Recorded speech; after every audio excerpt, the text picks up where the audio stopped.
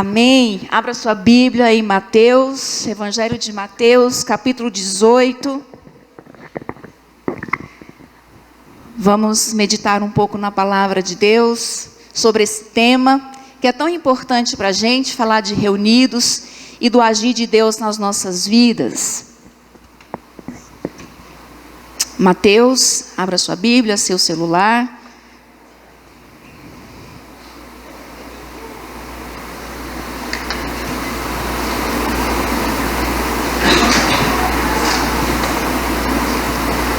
Mateus 18,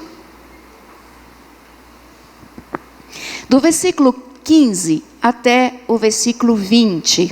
Pode ser sentado mesmo, como você está. Diz assim, todos acharam? Amém? Se o teu irmão pecar contra você, vá e a sós com ele, mostre-lhe o erro.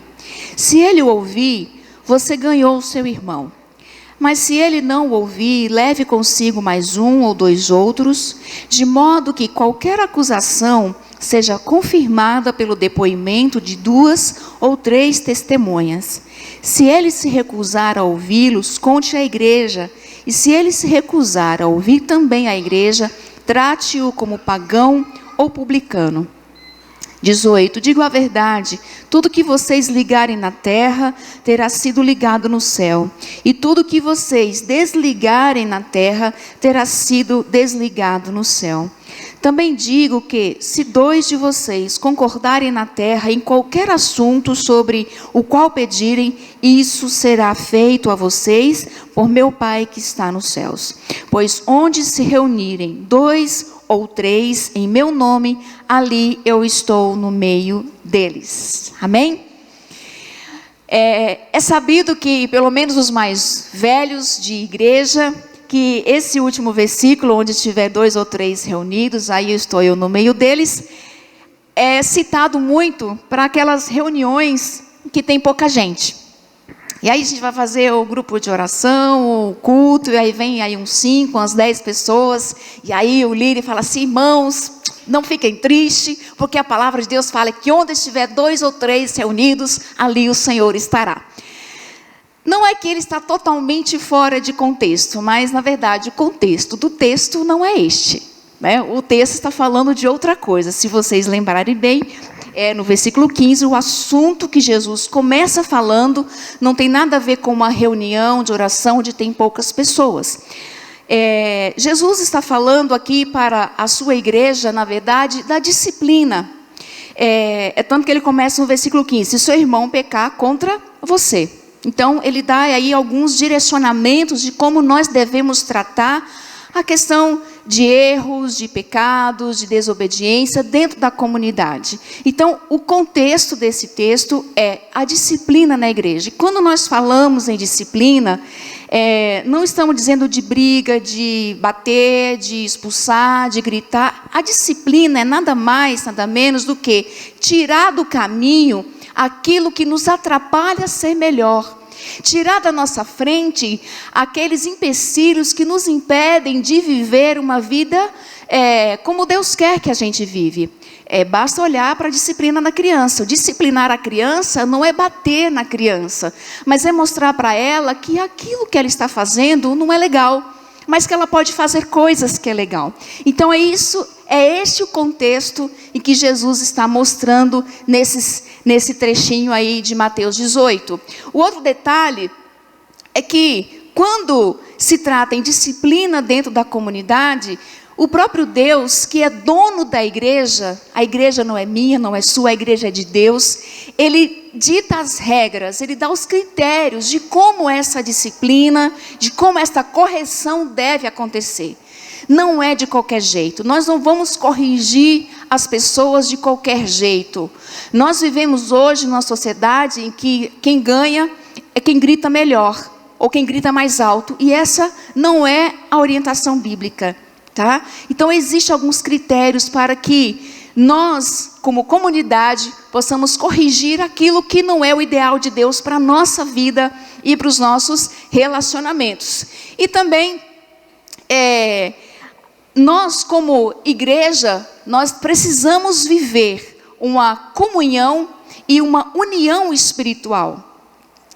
Então, como nós estamos falando nesse mês do estar reunidos e do agir de Deus, no ajuntamento do seu povo, nós vemos que tanto no Antigo Testamento como no Novo Testamento, quando o povo de Deus se reúne, coisas extraordinárias acontecem. Quando nós estamos lá, na nossa vida a sós com Deus, no nosso quarto, na nossa sala, no escritório, ou até no carro, no trânsito, Deus se manifesta e é algo muito lindo, é algo muito maravilhoso que acontece. Mas nada se compara ao mover de Deus quando a sua igreja se reúne num só propósito e numa só adoração. E nós podemos perceber isso, por exemplo, nesse momento de louvor que nós tivemos aqui. Às vezes nós estamos em casa ouvindo, cantando, mas quando a igreja se reúne e canta, acredito em Jesus Cristo, acredito em Deus o Pai. Gente, é coisa linda demais.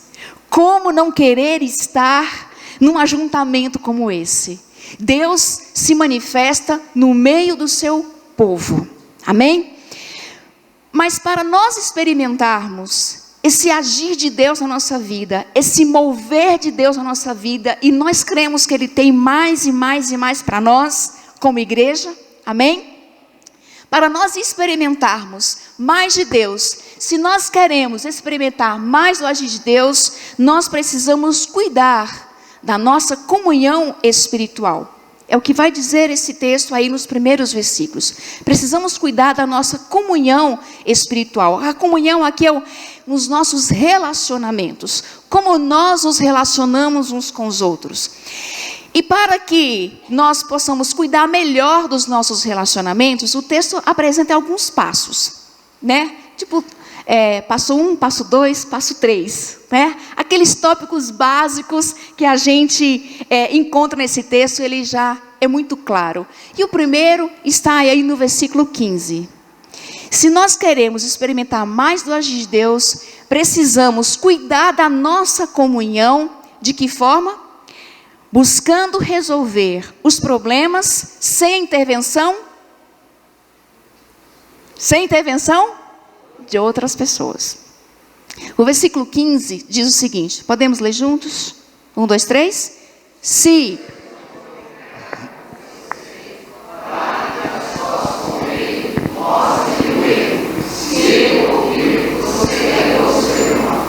olha, para vivermos do agir de Deus, experimentarmos mais de Deus, precisamos cuidar da nossa comunhão, dos nossos relacionamentos como igreja, como comunidade, buscando resolver os problemas interpessoais, primeiramente, o primeiro passo, sem a intervenção de outras pessoas.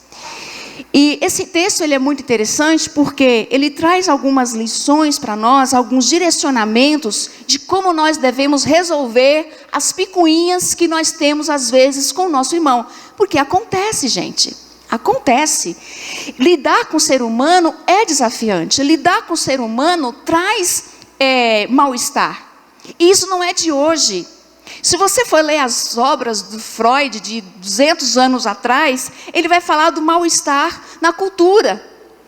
Se você for ler livros, por exemplo, de um sociólogo, Bauman, ele vai falar do mal-estar na civilização. Porque relacionar traz mal-estar. É aquela coisa, você está sozinho, você está triste porque você não tem um namorado, mas você começa a namorar, você briga com ele. Tem um mal-estar. Você está triste porque está solteiro, mas você casa, você tem mal-estar com o seu cônjuge. E assim é a vida. Nós temos mal-estar quando nós nos relacionamos. Esses conflitos acontecia lá desde o início da criação, quando o ser humano entrou em pecado. Mas o que o texto está mostrando para nós é como nós devemos cuidar das nossas relações, como devemos cuidar da nossa comunhão e da nossa convivência. Então, o que ele traz para nós é que se alguém te ofendeu, se alguém machucou você e você se sentiu ofendido, você como ofendido deve ser o primeiro a procurar a reconciliação. Isso aqui eu achei magnífico. Então não nos incomode, tá bom? Não nos incomode sem antes primeiro você tentar resolver. O que o texto está dizendo é que aquela pessoa que se sentiu ofendida no relacionamento com outro, ele deve ser o primeiro a procurar se reconciliar com seu irmão, porque ele é o principal responsável por isso. Então, se alguém te machucou, se alguém te feriu, se alguém te magoou, e você não está bem com alguém, antes de você pensar em falar para outra pessoa, você deve procurar essa pessoa para conversar. De que forma? O que diz o texto? A sós. Você deve procurar, chame o seu irmão a sós e converse com ele e mostre-lhe o seu erro. E o texto está falando também que a reconciliação, buscar se reconciliar com seu irmão, com uma pessoa, é sinal de maturidade espiritual. Então veja, a pessoa que busca crescer na fé, na sua vida espiritual, na sua vida cristã, ela não vai fazer alarde no primeiro conflito que aparecer. Ela vai buscar conversar com alguém. Mas se por outro lado, ela começa a falar para outras pessoas, do fulano, do cicrano, daquilo que aconteceu nos relacionamentos, isso mostra também que a confusão é um sinal de carnalidade. A Bíblia está repleta de textos bíblicos falando sobre a maledicência. Para você que não sabe o que é maledicência, é fofoca, né? Maledicência é um nome bonito, é um nome bonitinho, um nome técnico, é fofoqueiro. É a fofoca, é você falar para as outras pessoas aquilo que você não está autorizado a dizer. Então, se você, dentro da igreja, na sua família, porque olha, vamos expandir, vamos além da família, além da igreja, no seu trabalho, na sua convivência social, você está com uma relação truncada com alguém. Ao invés de você falar para outra pessoa que não tem nada a ver com a história, chame a pessoa, converse e busque se resolver. Esse é o primeiro passo para vivermos o agir de Deus na nossa vida. Para experimentarmos mais do mover de Deus na nossa vida. E o texto, ele continua, veja. Você vai procurar essa pessoa e vai mostrar a ela, ou seja, você vai a ela para provar, mostrar a ela que ela está errada. Você não vai procurar essa pessoa para gritar, para humilhar, para debater, acusar, não é isso. Mas você vai levar uma solução. Quer ver toda vez que nós acusamos alguém, que nós apontamos o dedo para alguém, faça o exemplo, aponta o dedo para mim. Como você vai apontar? Quantos dedos tem apontado para mim? Pastor, não vai tripudiar. Pastor está apontando todos os dedos para mim, gente. A gente não acusa assim você, a gente acusa assim, ó, com o dedo na cara, né? A gente faz assim, ó, é assim que a gente faz. Quantos dedos tem para a pessoa? Tem um, mas quantos dedos estão virados para você? 3. Tem 3 dedos virados para você. Então, quando nós temos algum conflito com alguém, não seja reativo, seja proativo. Não vá a pessoa bater boca com ela, isso não é espiritual, isso não é de Deus. Mas vá a essa pessoa abrindo o seu coração, mostrando a ela que você se magoou e leva uma proposta de reconciliação. Essa é a orientação bíblica. E quando isso acontece, nós vamos ver mais à frente que Deus age no meio do seu povo, quando nós conseguimos resolver as nossas questões interpessoais. E mais, se você conversar com seu irmão e ele dizer, tudo bem, entendi que eu pisei na bola com você, vamos nos consertar, me dá aqui um abraço, você ganhou o seu irmão. Ou seja, você conseguiu restabelecer uma amizade com ele. Foi uma relação que foi restabelecida. Então, o que o texto está mostrando para a gente é que não vai ficar bicudo, não vai virar a cara. Ele deu bom dia, responde bom dia. Mas se você está magoado, está ofendido com alguém, não deixe que esta ofensa crie em você uma raiz de amargura, como nós vemos lá em Hebreus. E isso pode contaminar a muitos. Por que a raiz de amargura contamina a muitos? Porque nós não falamos, nós não expomos para fora, como deve ser, com a pessoa que está diretamente envolvida na situação, e a gente começa a disseminar, e a gente começa a contaminar as outras pessoas com aquilo que a gente está magoado e que está ferido. Então, se nós queremos experimentar mais de Deus, precisamos cuidar da nossa comunhão, buscando resolver os problemas sem a intervenção de outras pessoas.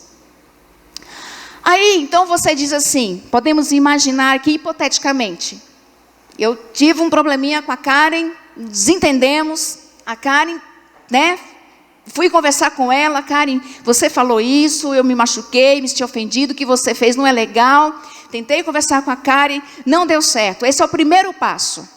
Não consegui me entender com ela, o texto vai nos dando uma outra direção. O segundo passo é, busque a ajuda de pessoas maduras na igreja. O que diz o versículo 16? Vocês podem ler? 1, 2, 3. Mas, se ele não ouvir, leve consigo mais um ou dois outros, de modo que qualquer acusação seja confirmada pelo Isso. Então, se tentei conversar com a Karen, não conseguimos nos entender, 1, 2, 3, e o que ela fez foi realmente fora daquilo que Deus tem para nós, aí então eu estou autorizada a falar para outras pessoas que possam me ajudar a resolver. Então veja, o ofendido, vou me colocar aqui nessa questão hipotética, se eu como ofendida não conseguir resolver com ela, eu posso então abrir para outras pessoas, ou como testemunhas, o texto chama de testemunha, quando as minhas tentativas de resolver a situação não deu certo. Então, se eu não conseguir me entender com ela, 1, 2, 3, falharam as minhas tentativas, então eu posso procurar a ajuda de mais 1 ou 2 pessoas. Não, só 2. 1 ou 2 pessoas. E veja, que tipo de pessoa nós vamos procurar nesse momento? A gente não vai conversar com alguém que tem uma língua que não cabe dentro da boca, né?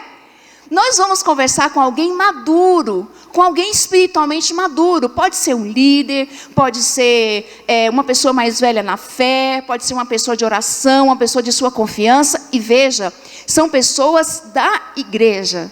Eu não vou me aconselhar para me resolver com a Karen com uma pessoa que não é da igreja, que está totalmente fora, uma pessoa que não é cristã. As questões dentro da igreja devem ser resolvidas dentro da igreja. Essa é a orientação bíblica de Deus para nós. Então nós temos que resolver aqui, entre nós. Então, tentei me resolver, não consegui, eu tenho autorização para levar o assunto para outras pessoas, que possa me ajudar a resolver e tentar essa reconciliação. Então, tentei me acertar com a Karen, não consegui, então eu vou chamar mais 1 ou 2 pessoas para conversar. E aí eu chego lá para Lucas e Gabi, falo assim, Lucas, Gabi, vocês me conhecem, vocês conhecem a Karen, a gente tem andado junto, a gente brigou, teve lá uns quebra-pau, fui conversar com a Karen, e a Karen, tá dura, como um turrão, não quer aceitar, reconciliar, não quer consertar do seu erro, então eu estou precisando aí de uma intervenção de vocês. Lucas e Gabi não vai falar com a Karen. Ele vai dizer para mim assim, o que você vai fazer amanhã à noite? O que você vai fazer sexta-feira à noite? Eu estava pensando em descansar um pouco, vou assistir um Netflix, sei lá. Então tá bom. Então vamos fazer uma sessão Netflix? Ricardo, sabe o que é Netflix? Inventei agora. É o filme e o seriado da vida real, né? Vamos ter um tete-a-tete. Vamos em casa ter um Netflix entre nós 4. Eu, você, Gavilo e a Karen. E nós vamos conversar. Eles não vão lá, conversa com ela, depois vem conversa comigo. Mas sentamos nós 4 para tentar entender o que está acontecendo, para resolver a situação. Essa é a proposta bíblica. Por quê? Porque Deus tem zelo por nós. Deus zela pelo seu povo. Deus zela pela sua igreja. E Deus não quer que nada venha prejudicar a nossa comunhão e que nada venha trazer escândalos para a igreja. Gente, eu não preciso falar muito sobre isso. Basta você abrir a internet e você ver um monte de escândalos por aí. E muita gente que não quer saber de igreja por causa de escândalos. Enquanto que a orientação bíblica, ela é clara. Nós não podemos espalhar aquilo que nós não conseguimos resolver. Nós não podemos jogar no Facebook, sei lá, no Instagram, em qualquer lugar, os nossos problemas. Você faz isso com a sua vida pessoal, você briga com seu filho, você briga com seu esposo, com sua esposa, você vai jogar no Facebook? Eu nem acompanho mais rede social, porque eu não tenho mais paciência para acompanhar a rede social. Mas quando eu entrava, às vezes eu via lá assim, alguém postava: por que não fala na cara? Está mandando recado para alguém. E eu estava assim, então, para quem que é esse recado que você está tentando dizer?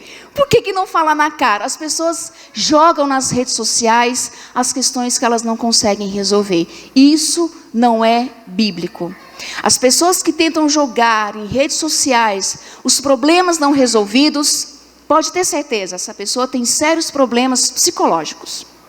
Não é assim que nós resolvemos os nossos problemas, nem de igreja, nem de trabalho, nem de relacionamento, de amizade, nem de família e nem de lugar nenhum. Nós resolvemos nossos problemas de relacionamento tete a tete, olho no olho. É assim que se resolve e é assim que vai resolver. E nós, como igreja de Deus, também buscamos viver essa vida que Deus tem para nós. Amém? Nós buscamos resolver as nossas questões. Então, se você, hoje, aqui, tem alguma questão com alguém, procure resolver.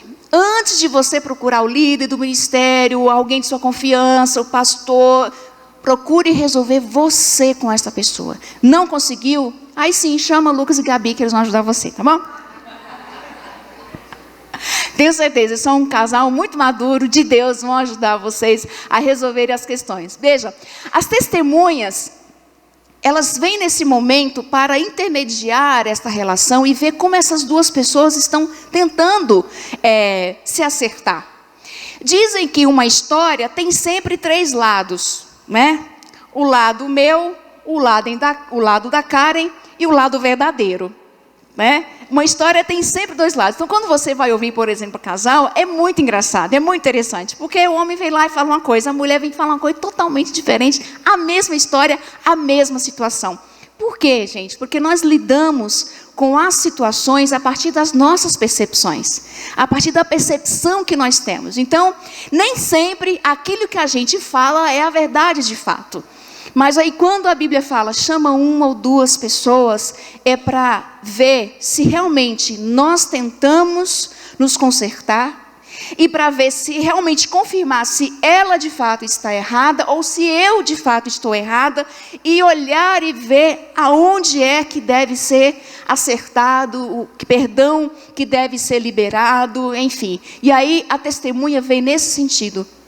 Se você lembrar, não precisa ser advogado, né, Danilo? Cadê o Danilo? Viu a risada do Danilo em algum lugar ali. Não precisa ser advogado para saber que, se você quer confirmar ou não o depoimento de alguém, você tem que ter 2, 3, sei lá, quantas testemunhas você puder. A testemunha que vai afirmar ou não se o que ela está dizendo é verdade. Isso é bíblico também aqui. Mas a testemunha não vai vir nesse aspecto para dizer se o que eu digo é verdade, o que ela diz é mentira. Mas a testemunha vem para tentar uma reconciliação e que possa haver um conserto. É esse o objetivo de pessoas mais maduras, para nos ajudar a desfazer esses nós de relacionamentos, para que a bênção de Deus esteja sobre nós. Deus não manifesta o seu poder em povo briguento, em povo que não se perdoa, em povo maledicente. Não. Deus é um Deus de amor, de misericórdia, mas Ele manifesta o seu poder naqueles que vivem de acordo à vontade dEle. E Deus não é Deus de briga, de confusão, de intriga. Nós sabemos disso. Nós sabemos disso. E o terceiro passo é tentei sozinho, não consegui. Tentei com mais 2 pessoas, não consegui. Então, a terceira orientação de Jesus para nós é: então você pode levar o assunto para mais pessoas, para outras pessoas. Aí o que diz o versículo 17? Podem ler? 1, 2, 3. Se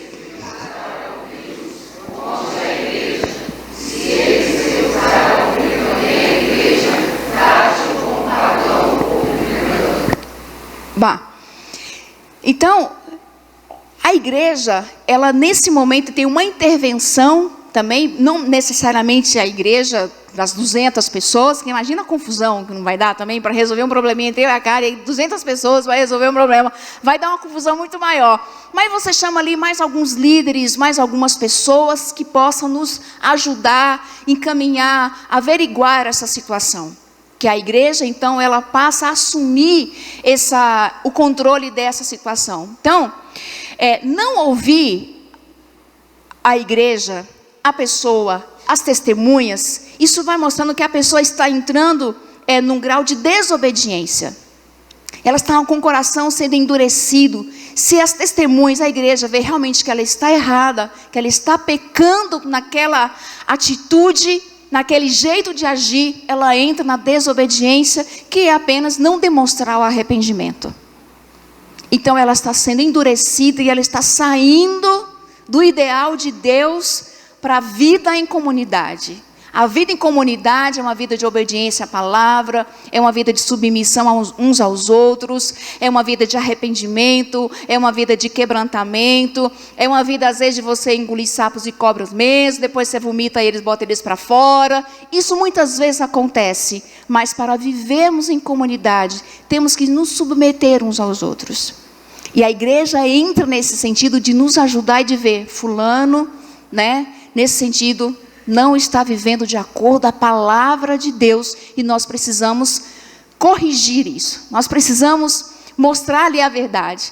Então a liderança e a igreja, numa mesma visão bíblica do evangelho, da verdade de Jesus, não tem aqui opiniões diferentes.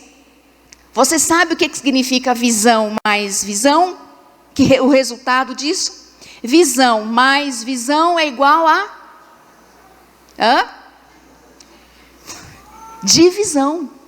Visão mais visão é igual a divisão. Se um pensa de um jeito, o outro pensa de outro, isso vai dividir qualquer igreja, qualquer família. Jesus diz: uma casa dividida não prospera, não subsiste, ela não vence, porque ela está dividida entre visões e percepções diferentes. Então isso mostra que a igreja, a liderança tem uma mesma visão e vai tratar essa pessoa que não quer se arrepender como um pagão ou publicano. A pergunta é: o que significa isso? O que significa tratar alguém como pagão, como publicano?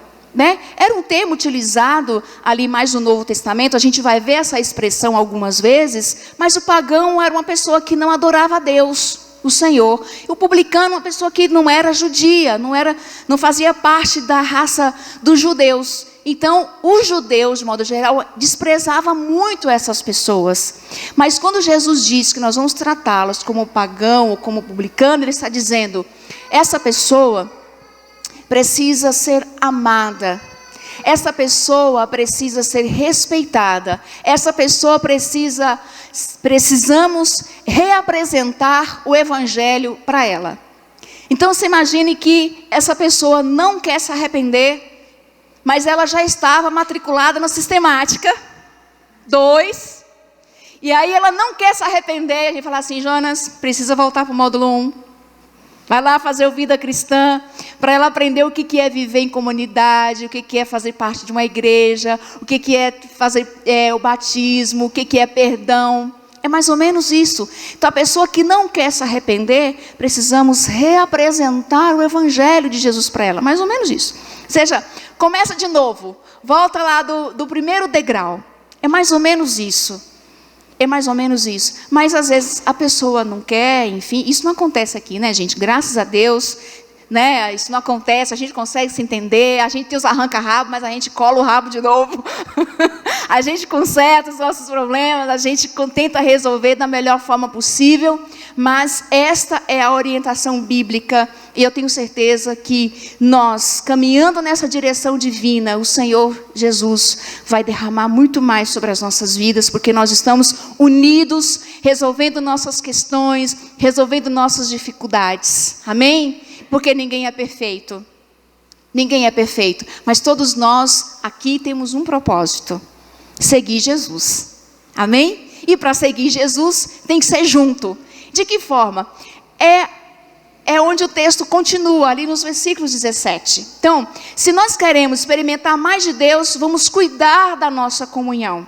Assim é a maledicência. Quando nós falamos de pessoas sem resolver as nossas questões, a gente não consegue pegar o que nós falamos de volta. Aquilo que a gente fala, foi falado, gente. Não tem como voltar atrás. Então, nós precisamos resolver as nossas questões, dos relacionamentos, como igreja, como pessoas, para que possamos experimentar mais de Deus nas nossas vidas. Porque nós cremos que Deus abençoa sim. Mas Deus abençoa uma igreja que consegue se relacionar, se perdoar, se amar, se envolver. Amém? Então, esse é o primeiro... a primeira ação que nós como igreja devemos fazer para experimentarmos mais de Deus, cuidar da nossa comunhão espiritual. Por que comunhão espiritual? Porque nós não temos comunhão, nós nos relacionamos apenas porque é legal, porque, nossa, puxa vida, a Fernanda é uma pessoa tão legal. Não, nós temos um propósito. A nossa comunhão, ela é espiritual, porque nós temos um sangue de Cristo que circula nas nossas veias, amém? Nós temos um Pai que é espiritual, por isso que a nossa comunhão é espiritual. E nós devemos também, precisamos estar em união espiritual. Então o texto, ele continua adiante, falando dessa união espiritual. No versículo 18, diz assim: digo a verdade. Vamos ler juntos? 1, 2, 3. Tudo...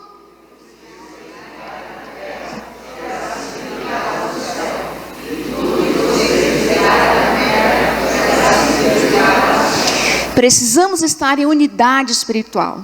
Gente, tem alguém ali que está na minha frente, que é aquele relógio que já é 8h10, mas vocês aguentam aí, viu? É o último ponto, já estou quase terminando. Precisamos cuidar da nossa união espiritual. Então, quando o texto diz que a igreja, tudo que ligares na terra será ligado no céu, tudo que ligar no céu será ligado na terra, está dizendo que a ideia de que nós, como igreja, somos o corpo de Cristo. E aonde nós estamos conectados? Na cabeça, que é Cristo. Então, nós temos a salvação em Cristo, mas a igreja é ela que nos dá essa comunhão com o Pai, através da igreja, que é o seu corpo. Então, hoje as pessoas falam assim, você pergunta, você está em alguma igreja, vai em alguma igreja? Eu estou em Cristo. Agora você imagina um pé grudado na cabeça. Você imagina uma mão grudada que nasce da cabeça, que coisa mais estranha que fica. Então o corpo de Cristo, ele é perfeito. Então, para nós termos esta comunhão com o Pai, nós temos que estar em comunhão com o corpo dele, que é a igreja. Então, quando nós estamos ligados à igreja, nós estamos ligados em Cristo. Amém? Por isso que é uma união espiritual. E aí, vamos entender melhor. A igreja, ela é, e sempre foi, a maneira como Deus executa a sua vontade na terra. Gente, Deus não teve e não tinha plano B.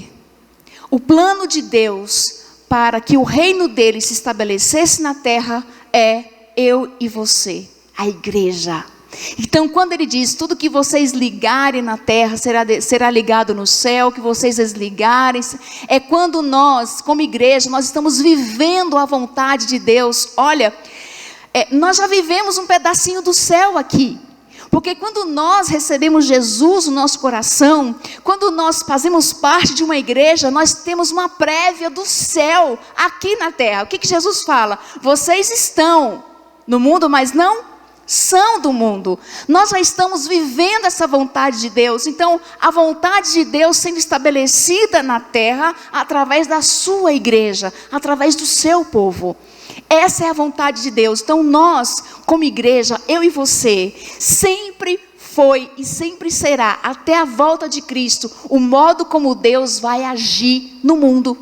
Não existe outro jeito, é através de mim, é através de você. Por isso que essa união, ela é espiritual. Nós temos que viver essa verdade de Deus na nossa vida. Deixa eu correr. Vamos ler juntos mais uma vez, versículos? 1, 2, 3.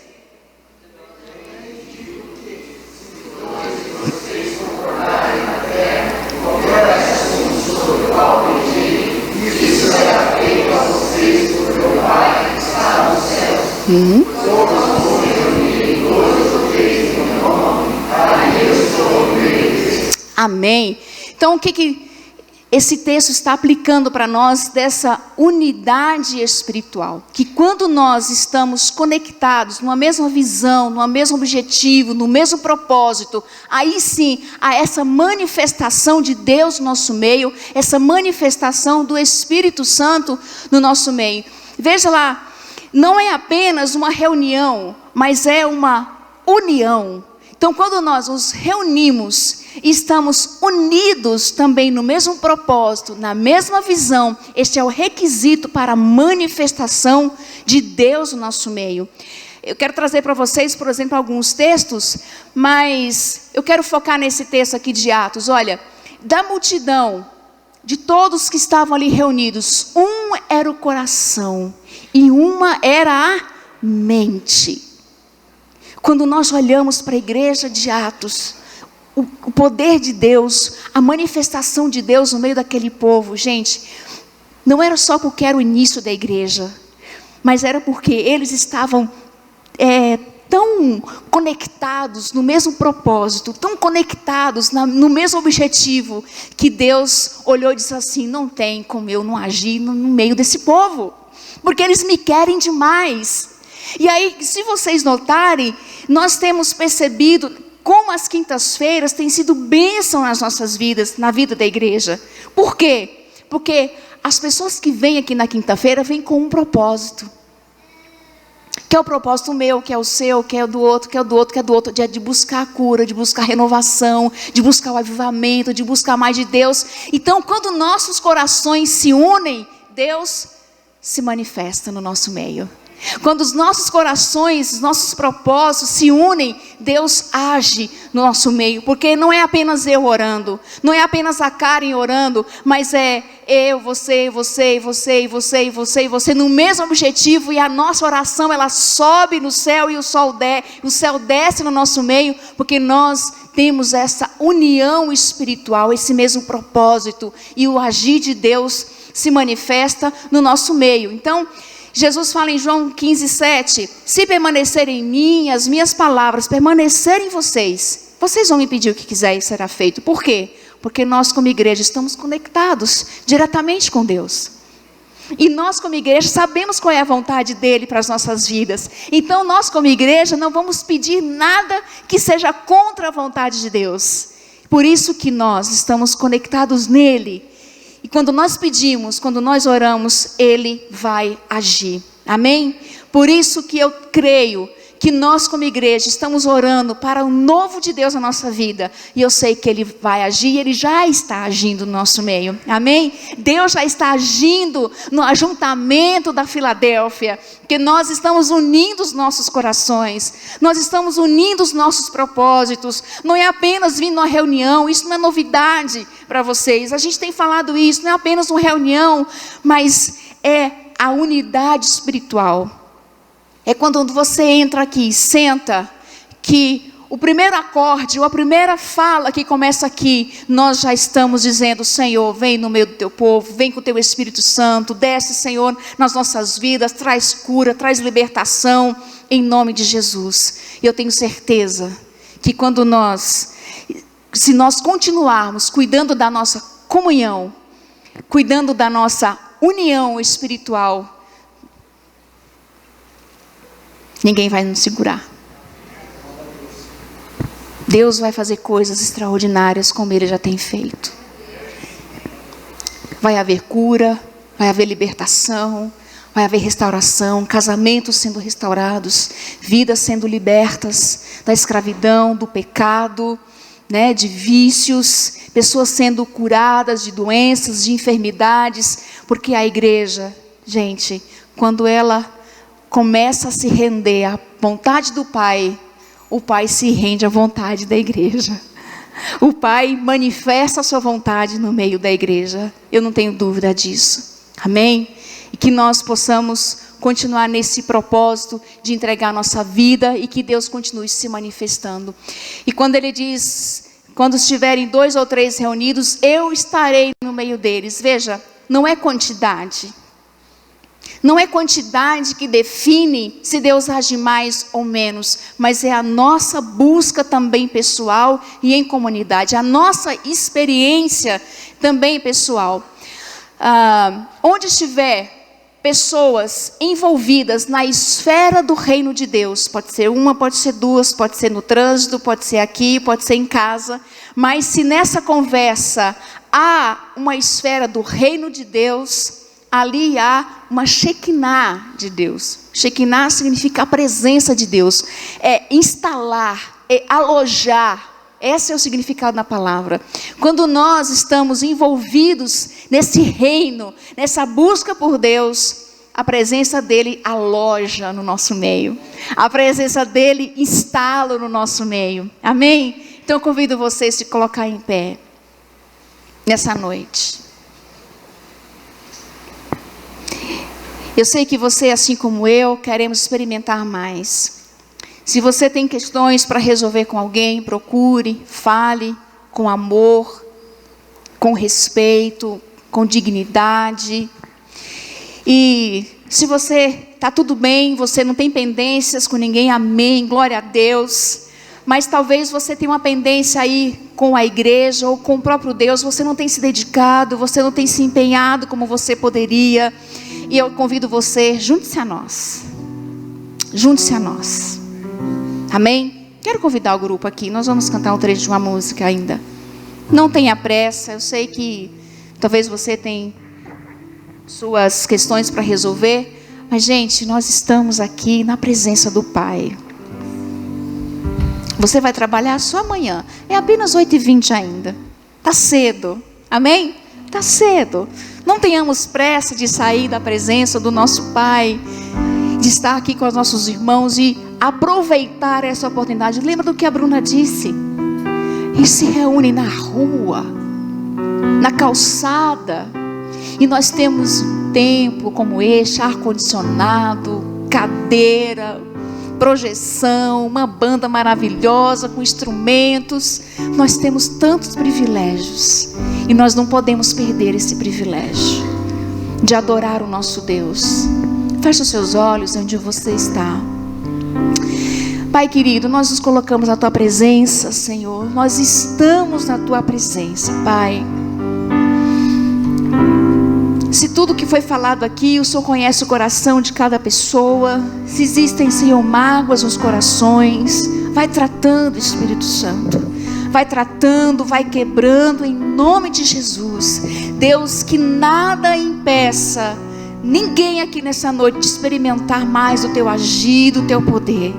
Que as pessoas que estão aqui, que de repente têm dificuldade de perdoar, que elas consigam perdoar para experimentar do Teu perdão, Pai, em nome de Jesus. Senhor, que seja quebrado, Senhor, em nome de Jesus, toda a cadeia do mal, das trevas, sobre famílias, sobre maridos, mulheres, pais, mães e filhos, em nome de Jesus. Nós quebramos, nós repreendemos, que laços sejam restabelecidos nessa noite, para a honra e glória do Teu nome, Pai, porque o Senhor se alegra quando as pessoas se reconciliem, porque o Senhor se alegra quando as pessoas se aproximam, Pai, mas o Senhor chora, o Senhor se entristece quando laços são rompidos, Pai, porque Tu és um Pai e gosta de ver os seus filhos unidos e também reunidos na tua presença, Senhor. Em nome de Jesus, nós pedimos como igreja, continue manifestando o teu poder, continue agindo no nosso meio. Vem, Espírito Santo, o Senhor é bem-vindo aqui, não apenas neste lugar físico, mas neste lugar de carne e osso, dentro desses corações. Tu és bem-vindo nas nossas vidas, para transformar. Balança, Senhor, as nossas estruturas, Pai. Balança, Senhor, as nossas estruturas. Nos cura, Senhor, emocionalmente, fisicamente e espiritualmente, Pai. Em nome de Jesus, em nome de Jesus.